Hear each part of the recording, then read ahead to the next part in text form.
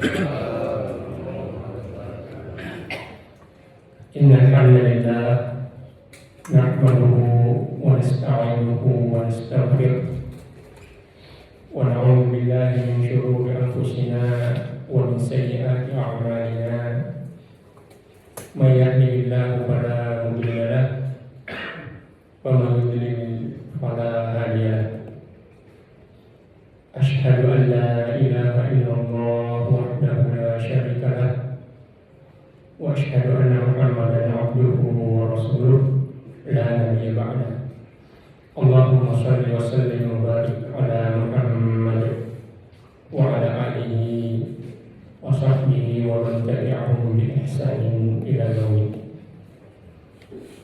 قال الله تعالى في كتابه الكريم بعد أعوذ بالله من الشيطان الرجيم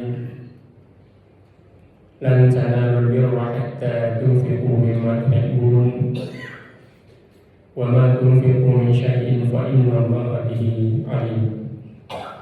وقال رسول الله صلى الله عليه وسلم والصدقة برهان صدق الله العظيم وصدق رسوله الكريم ونحن على ذلك من الشاهدين والشاكرين والحمد لله رب العالمين. Ma'asyiral muslimin wal muslimat yang rahimahumullah. Syukur kita kepada Allah Subhanahu wa taala yang masih senantiasa melimpahkan nikmat, rahmat, kasih sayang dan karunia kepada kita sekalian hingga sampai pada hari ke-12 Ramadan ini kita masih senantiasa berada dalam ketaatan melaksanakan rangkaian ibadah kepada Allah Subhanahu wa taala. Tentu kita semua berharap 11 hari yang telah lewat ini semua amal ibadah kita diterima baik di sisi Allah Subhanahu wa taala.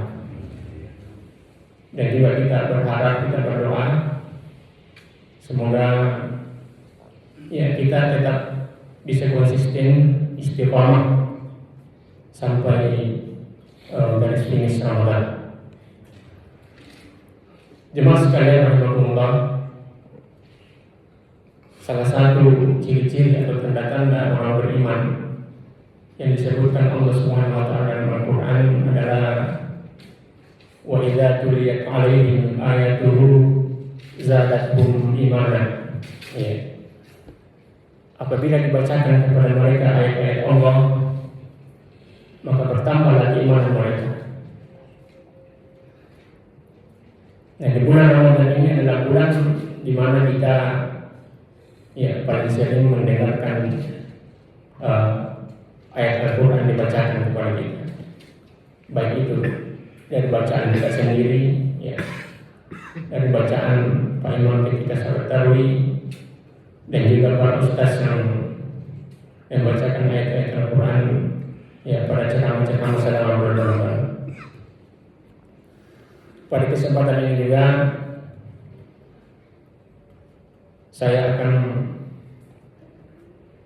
membacakan atau menyampaikan beberapa ayat Allah Subhanahu wa taala dan kita akan mencoba untuk mentadabburinya, mentadabbur maknanya. Yaitu firman Allah Subhanahu wa taala di surah Al-Imran ayat 92. Qala Allah ta'ala lan tanalul birra hatta tunfiqu mimma tuhibbun wa ma tunfiqu min syai'in fa innallaha bihi alim. Kata Allah Subhanahu wa taala,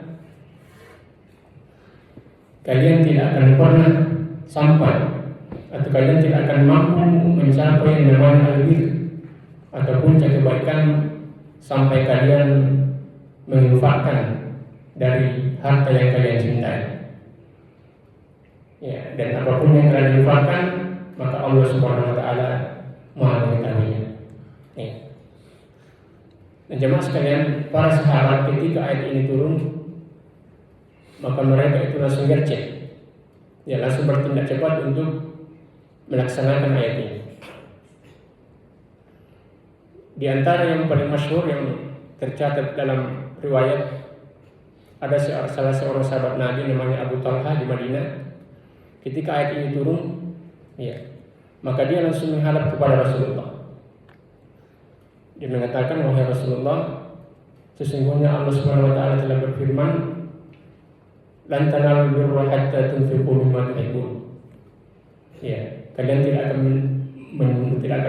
akan pernah sampai, tidak akan mampu mencapai namanya albir, puncak kebaikan, sebelum kalian menginfakkan harta yang kalian cintai.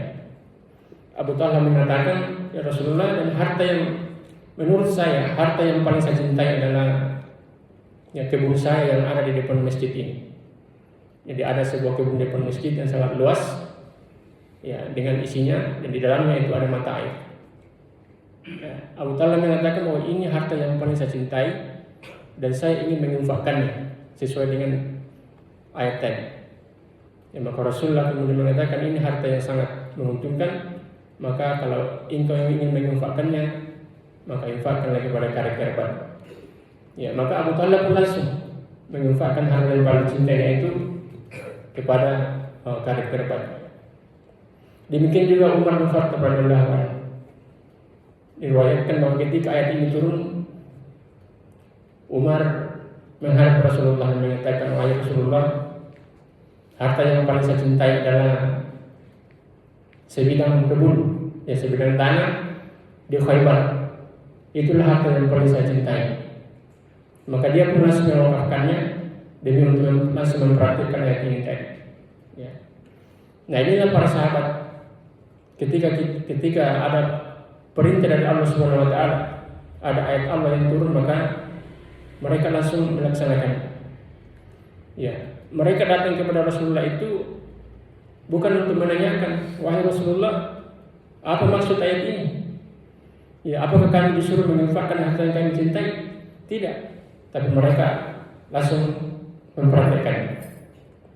Ya, karena ayat-ayat seperti ini, ayat muhkamat memang tidak perlu penafsiran yang lebih jauh. Ya, sebagai orang yang beriman, maka sikap kita adalah sami'na wa ata'na. Kita mendengar dan kita taat.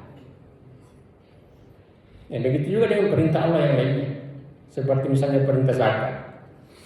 Ya, tidak perlu kita harus disampaikan berulang-ulang untuk bisa melaksanakannya, sementara itu adalah kewajiban kita. Ya. Nah, di ayat tadi Allah mengatakan bahwa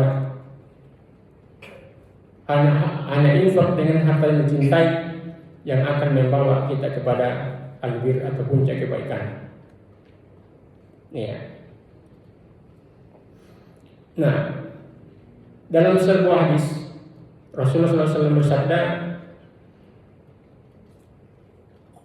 sedekah yang paling utama adalah engkau bersedekah di saat engkau masih sehat, ya. Di saat engkau sedang kikir-kikirnya, di saat engkau sedang takut miskin, di saat engkau masih berangan-angan untuk menjadi kaya. Maka janganlah menunda-nunda hingga apabila ruh sudah sampai di tenggorokan dan engkau berkata, untuk sebulan sekian dan untuk sebulan sekian, padahal harta itu sudah menjadi milik sebulan atau tidak menjadi milik kita lagi. Iya. Nah, ketika kita ingin berinfak, maka dianjurkan kita berinfak dari harta terbaik yang kita miliki, harta yang paling kita cintai. Iya. Di ayat lain pun Allah mengatakan hal yang serupa. Ketika Allah mengatakan misalnya di surah Al-Baqarah, Allah Subhanahu wa taala berfirman, "Laisal birra an tuwallu wujuhakum qibala al-masyriqi wal maghrib, walakinnal birra man amana billah wal yawmil akhir wal malaikati wal nabiyyina wal kitabi wal nabiyyina wa atal mala ala hubbi miskinan azalil qurba wal yatama wal masakin." dan seterusnya. Bukanlah kebaikan, kata Allah, ketika kita menghadapkan wajah kita ya ke timur atau ke barat. Tapi kebaikan itu adalah bagi siapa yang beriman kepada Allah, beriman kepada hari akhir, malaikat, kitab, nabi-nabi, dan wa'atan mala ala hubbi, dan menginfakkan harta yang dicintainya, ya, kepada karib kerabat dan seterusnya. Ya, ini memang berat jemaah sekalian. Ketika kita harus memilih harta yang terbaik yang kita miliki, lalu kemudian kita menginfakkannya, adalah hal yang tidak mudah. Olehnya itu Rasulullah SAW mengatakan, was-shadaqatu burhan. Sedekah itu adalah bukti. Ya, bukti apa? Bukti keimanan kita kepada Allah Subhanahu wa taala. Dalam sebuah hadis Rasulullah pernah mengatakan bahwa satu sekeping dirham itu bisa mengalahkan 100.000 dirham. Ya, kemudian para sahabat bertanya, bagaimana bisa seperti itu ya Rasulullah? Rasulullah menjelaskan, ada orang yang hanya punya 2 dirham. Ya, satu dirham ini nilainya sekitar 50.000 lah kalau kita sekarang. Berarti dia punya harta itu cuma 2 dirham. Lalu dia menginfakkan setengahnya, 1 dirham. Dan ada juga yang menambahkan bahwa ketika dia akan menginfakkan salah satu dari 2 keping dirham yang dimiliki itu, walaupun nilainya sama, tapi dia lihat dulu mana yang lebih bagus, ya, mana yang lebih bagus koinnya, mana yang lebih baru, mana yang lebih dia suka, kemudian itu diinfakkan. Nah, kemudian ada orang lain yang dia punya 100.000 dirham, dia sudah infakkan 100.000 dirham, tapi dia punya harta sangat banyak. Ya, 100.000 dirham yang diinfakkan itu hanya sebagian kecil saja dari hartanya. Maka kata Rasulullah, 1 dirham ini ya mengungguli 100.000 dirham. Ya, berbeda mungkin dengan kebanyakan orang sekarang yang ketika akan berinfak, ya dipilih yang paling jelek. Ya, anggaplah misalnya mau berinfak ke masjid, ya mungkin diambil uang yang paling kusut, ya, atau mungkin ada robeknya, itu diinfakkan ke masjid. Ya, tapi tidak ada di sini, di tempat lain semuanya. Makanya kalau kita biasa buka kotak infak itu, ya dia semuanya uang rohnya di dalam, ya sudah tidak layak. Karena banyak orang yang berpikiran sama, menginfakkan sesuatu yang tidak ada lagi rasa berat, tidak ada rasa berat untuk menginfakkannya. Atau mungkin biasa kita mengalami di rumah-rumah kita biasa mungkin mengatakan daripada dibuang, lebih baik dikasih orang, daripada tinggal jadi sampah, tinggal ambil tempat, ya lebih baik dikasih tetangga dan sebagainya. Ya, infak seperti ini tetap akan dihitung sebagai sebuah infak, akan mendapatkan pahala, tapi tidak akan mampu mencapai albir yang dijanjikan oleh Allah Subhanahu wa taala, karena kita menginfakkannya manakala hati kita itu tidak menginginkannya lagi. Tidak ada rasa berat ya dalam hati kita untuk melepaskannya. Maka para ulama kita mengatakan bahwa kadar pahala infak kita itu adalah sesuai dengan kadar kecintaan kita terhadap harta itu. Ya. Bahkan di ayat lain pun Allah Subhanahu wa taala melarang kita sebenarnya untuk berinfak dengan sesuatu yang tidak baik, dengan sesuatu yang kita sendiri tidak ingin menerimanya. Ya, di surah Al-Baqarah Allah Subhanahu wa taala berfirman, "Wala tayammamul khabitha minhu tunfiquna wa lastum bi'akhidhihi illa an tu'minu fihi." Dan janganlah kalian memilih yang tidak baik dari harta kalian untuk kalian infakkan, padahal kalian sendiri tidak ingin menerimanya kecuali dengan memicingkan mata terhadapnya.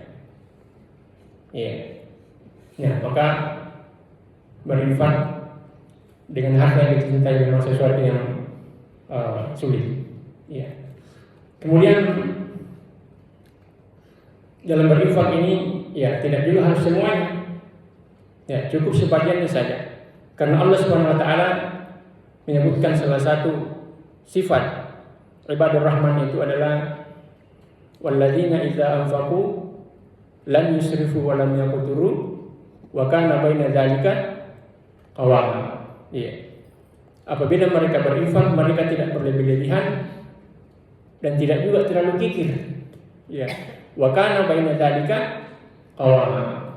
Tapi tengah-tengahnya. Ya.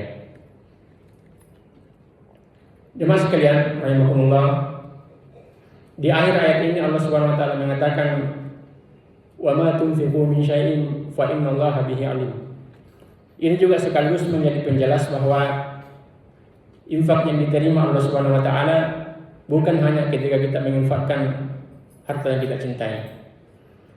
Tapi apapun yang kita infakkan itu Allah tahu. Allah akan balas, Allah akan berikan pahalanya, tapi tentu tidak sama. Ketika kita menginfakkan harta yang kita cintai, ya, dan ketika kita ingin mencapai ya albir yang disebutkan Allah Subhanahu wa taala, maka jalan satu-satunya adalah dengan menginfakkan harta yang kita cintai.